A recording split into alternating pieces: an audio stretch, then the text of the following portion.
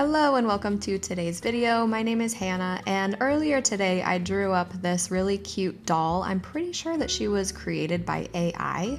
I found her on Pinterest, but I fell in love with her anyway, and I just had to draw her. So my plan for today is to color her up with alcohol markers, and then once I have a good base coat down for like the base color, I will go in with colored pencil and give some hopefully really cool textures that colored pencil can offer that alcohol markers can't. At least not with my skill set anyway. So as I mentioned before, I found this girl on Pinterest and she was a AI rendering of a felt doll. So first of all, she's just unrealistically charming. she's got everything going for her in a way that a real felt doll wouldn't. So that's why I fell in love with her, was for the charm. So when I was drawing her, I decided to take some liberties and change things to fit the way that I wanted her. She was really, really cute the way that she was, but I didn't want to draw certain things, so I didn't, and I changed it how I wanted to draw it. And I think that that's a really liberating thing, is to let go of perfection and do it your own way. There's nothing wrong with that. There's nothing wrong with changing things if you don't like it. I mean, I'm not selling this. This is just for my own entertainment and hopefully yours if you enjoy watching this. So anyway, back to the drawing. I think that she's already really cute. I'm trying to add in as much detail as I can with the markers, because I know that the more I add in now, the less I'm gonna have to do with colored pencils later. I don't have a huge variety of colors with colored pencil, so I'm trying to use the alcohol markers to my advantage here and get the colors pretty much how I want them before adding in the pencils. Now, what I mentioned already was that this doll is a felt doll, so she has that texture that's like really bumpy. I mean, you know what felt looks like. So I feel as though colored pencil just kind of has that texture to begin with, especially if you use the colored pencil on its side and just give it like a really soft gradient of color. Ooh, this part was really cool. So I forgot to add in her shoelaces. So I saw this trick to basically use colorless blender as like an eraser if you forget and you need to lighten up colors.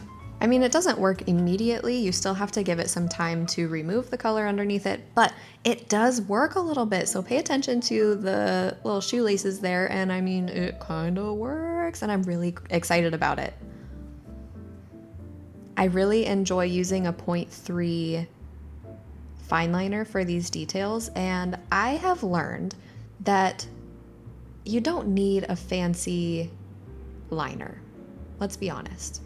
All you need to do is work on your line variation, and that will give your piece so much personality and make it really come to life. I don't know why it is that way, but it totally makes a huge difference. If that's the only thing that you're working on this month or this week or this year, work on your line variation. Now, this is a technique that I have not mastered. I think that everybody kind of grows their own personality while doing line art. So I don't really think that there's any wrong way to do it, but if you're changing the thickness in your lines, so you have some thick and some thin lines, or even like wobbling your thickness and thinness, then your piece will be a lot more interesting to look at.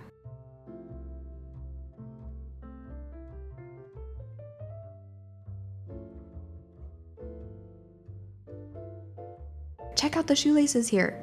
I mean, look at how cute they are. Now the color is still there. They're not completely white or blank, but we can fix up some with colored pencil. What the heck is going on with my hand there?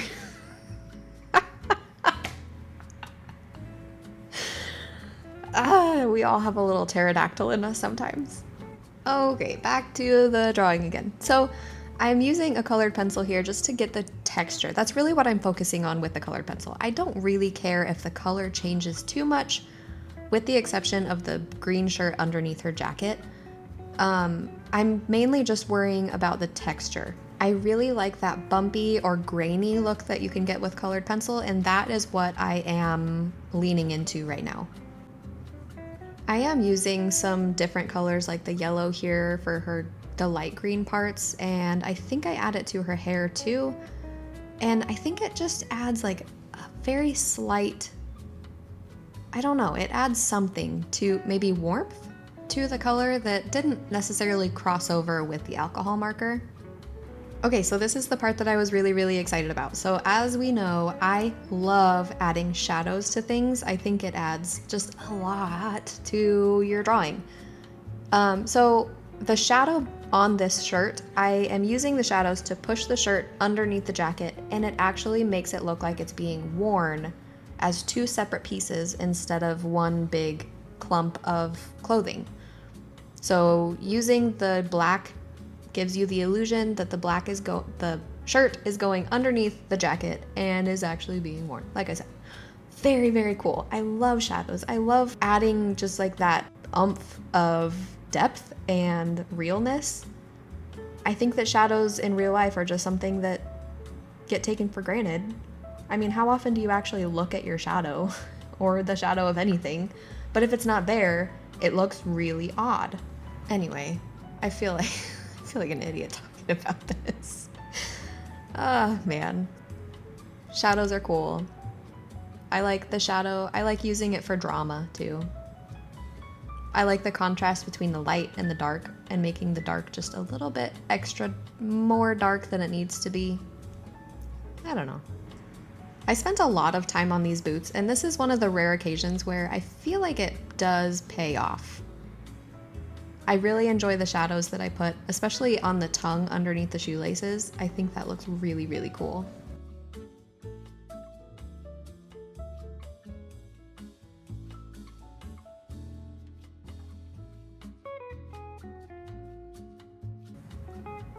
There was one part of the Pinterest picture that really stood out to me, and it was how washed out her face looked. So I added this white wash over her face to kind of give her that really pale look. And then I went hard on the shadows under the hair to make her head look like it's actually inside the hair. And we know how I feel about that already, so I'll leave it at that. Again, I went hard on the texture for the face too, because her whole body is supposed to be felt, not just her clothes. So I spent a lot of time at the end just working on the shadows and getting her depth, the right amount of depth. There is one regret that I have with this drawing, and I think that you might decide that it's a regret on your own also, but I will point it out now. When I add shadows to her hair, her pigtails specifically, I regret how I did that. I think I don't know how to do hair, so adding texture the same way that I did her clothes to her hair just kind of, it made it look really awful. The whole piece altogether is really cute, and she's so charming, and I love her so much, but her hair needs a skill set that I don't have right now. So it is what it is, and we just gotta love her anyway.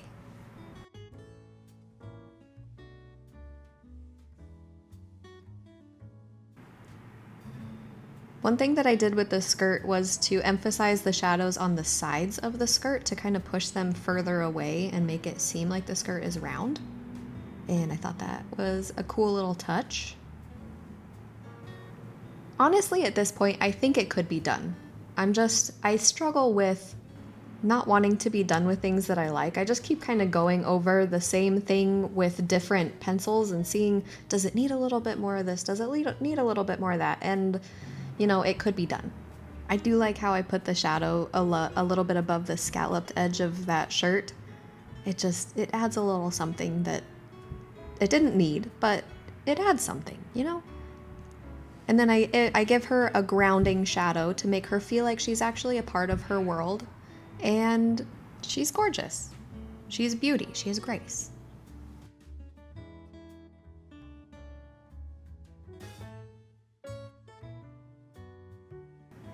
Now we are finally at the very end stages of this girl. I think I'm finally ready to be done. Got to clean up some smudges on the paper and then put my pencils away. And altogether, this was a very fun project, a fun little drawing session. And thank you so much for coming along with me. I think that she turned out really adorable, and she just, coloring something that's not supposed to be lifelike, there's a certain freedom to that. And I think that everybody should just draw and color whatever the heck they want and have a great day. So thank you so much for sticking around, and I will see you next time.